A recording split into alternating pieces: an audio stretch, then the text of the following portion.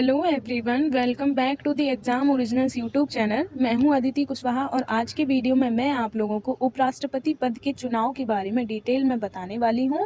जैसा कि आप लोगों को पता होगा, अभी हमारी कंट्री में उपराष्ट्रपति के चुनाव किए जा रहे हैं, जिसमें नए जो उपराष्ट्रपति हैं उनका नाम सामने आया है। तो ये कौन है और इनसे रिलेटेड सारी बातें मैं आप लोगों को आज के वीडियो में बताने वाली हूँ। तो चलिए हम लोग वीडियो को शुरू कर लेते हैं। सबसे पहले अगर हम लोग बात करें तो देश के अगले उपराष्ट्रपति पद के चुनाव के नतीजे सामने आने लगे हैं और इन नतीजों में एनडीए के उम्मीदवार जिनका नाम जगदीप धनखड़ है, उन्होंने जीत हासिल की है। यानी कि अगर हम लोग बात करें तो जो जगदीप धनखड़ जी हैं, ये एनडीए से संबंधित देखने को मिलते हैं। तो अभी उपराष्ट्रपति पद के लिए इनकी ही जीत हुई है।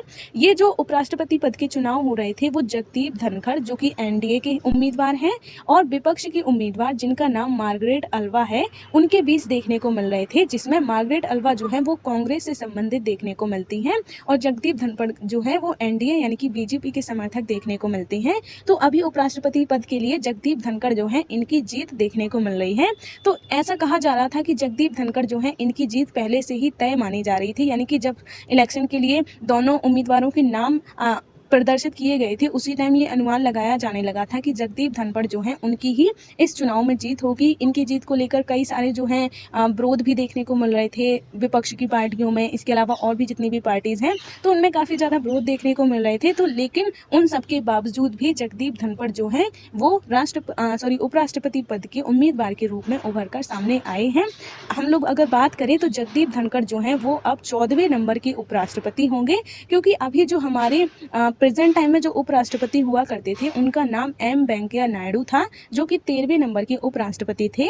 तो इनकी जगह पर अब 14वें नंबर के जो उपराष्ट्रपति हैं जिनका नाम जगदीप धनखड़ है वो आएंगे। अगर हम लोग एम वेंकैया नायडू के बारे में बात करें तो इनका जो कार्यकाल है वो 5 अगस्त 2017 से शुरू हुआ था। यानी कि 5 अगस्त 2017 से एम वेंकैया नायडू भारत के उपराष्ट्रपति पद पर कार्यरत हुए थे। इनका जो कार्यकाल है वो 10 अगस्त को समाप्त होगा और नए उपराष्ट्रपति जगदीप धनखड़ 11 अगस्त को शपथ लेंगे। यानी कि अभी उनकी जीत हो चुकी है, लेकिन चूंकि अभी तक एम वेंकैया नायडू का जो कार्यकाल है वो पूरी तरीके से खत्म नहीं हुआ है, वो 10 अगस्त को खत्म होगा। तो इस वजह से 11 अगस्त को जगदीप धनखड़ उपराष्ट्रपति पद के रूप में शपथ ग्रहण करेंगे। तो अब हम लोग आगे बात कर लेते हैं कि जगदीप धनखड़ कौन है।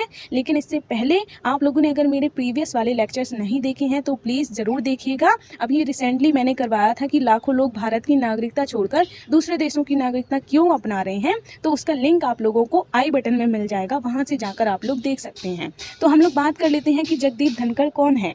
तो जगदीप धनखड़ जो है वो राजस्थान के झुंझुनू डिस्ट्रिक्ट के रहने वाले हैं। इनका जो जन्म हुआ था वो 18 मई 1951 को हुआ था और ये काफ़ी ज़्यादा हमें ऐसा कह सकते हैं इन्होंने एनडीए और आईएएस का भी एग्ज़ाम दिया था और उसमें ये सिलेक्ट भी हुए थे। लेकिन उन दोनों ही पदों को छोड़ने के बाद इन्होंने वकालत यानी कि जो हम लोग कहें जो वकील होते हैं उनको अपना लिया था। यानी कि ये एक लॉयर बन गए थे। तो इस तरीके से हम लोग कह सकते हैं कि इन्होंने कई सारे एग्ज़ाम्स भी दिए हैं जिनमें इनका सिलेक्शन भी हुआ है। और अगर हम लोग बात करें तो इन्हें सुप्रीम कोर्ट के वरिष्ठ वकीलों में भी गिना जाता है और वो Rajasthan high court bar association के अध्यक्ष भी रह चुके हैं। तो इस तरीके से इनका जो करियर है वो काफ़ी ज़्यादा हमें अच्छा देखने को मिलता है। इन्होंने कई सारे एग्जाम्स भी दिए, उसके बाद ये एक लॉयर के रूप में कार्य करने लगे और Rajasthan high court bar association के अध्यक्ष भी रह चुके हैं। साथ ही सुप्रीम कोर्ट के वरिष्ठ वकीलों में भी इनका नाम गिना जाता है। इसके अलावा इनके अगर हम लोग राजनीतिक करियर के बारे में बात करें तो इन्होंने सबसे पहले 1989 में जनता दल के टिकट से झुंझुनू डिस्ट्रिक्ट से चुनाव लड़ा था और काफ़ी अच्छे वोटों से जीत भी हासिल की थी। इसके बाद अगर हम लोग बात करें तो ये कई सारे और भी राजनीतिक पदों के रूप में कार्यरत हुए।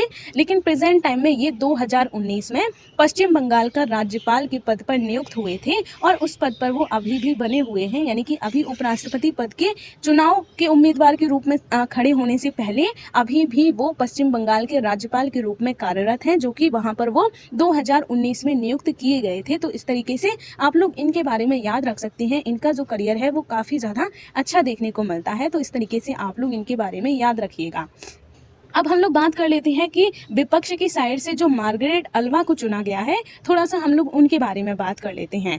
तो जैसा कि मैंने अभी बताया, ये जो है वो विपक्ष दल की उम्मीदवार के रूप में इनको खड़ा किया गया था और ये कांग्रेस की वरिष्ठ नेता हैं और ये प्रेजेंट टाइम में राजस्थान की राज्यपाल भी रह चुकी हैं। इसके अलावा अगर हम लोग बात करें तो ये राजस्थान के प्रभावशाली जाट समुदाय से ताल्लुक रखती हैं। इसके अलावा इनकी जो पृष्ठभूमि रही है वो समाजवादी यानी कि सोशलिस्ट के रूप में रही है। तो इस तरीके से आप लोग इनके बारे में भी याद रखिएगा। तो मैंने अभी आप लोगों को जगदीप धनखड़ के बारे में बताया, वो एनडीए के उम्मीदवार के रूप में खड़े हुए थे और जो मार्गरेट अल्वा है वो कांग्रेस की साइड से खड़ी हुई थी। तो इस तरीके से आप लोग इनके बारे में याद रखिएगा।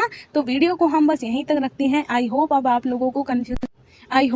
लोगों को कंफ्यूजन नहीं होगा कि जगदीप धनखड़ कौन है और उनसे रिलेटेड सारी बातें। तो अब आप लोग याद रखिएगा कि जगदीप धनखड़ जो हैं वो 14वें नंबर के उपराष्ट्रपति होने वाले हैं। तो इनके बारे में आप लोग याद रखिएगा। ये 11 अगस्त को उपराष्ट्रपति पद के रूप में शपथ लेंगे। तो वीडियो को यहीं तक रखते हैं। वीडियो से रिलेटेड कोई भी कंफ्यूजन या कोई भी डाउट हो तो वो आप लोग मुझसे कमेंट बॉक्स में पूछ सकते हैं।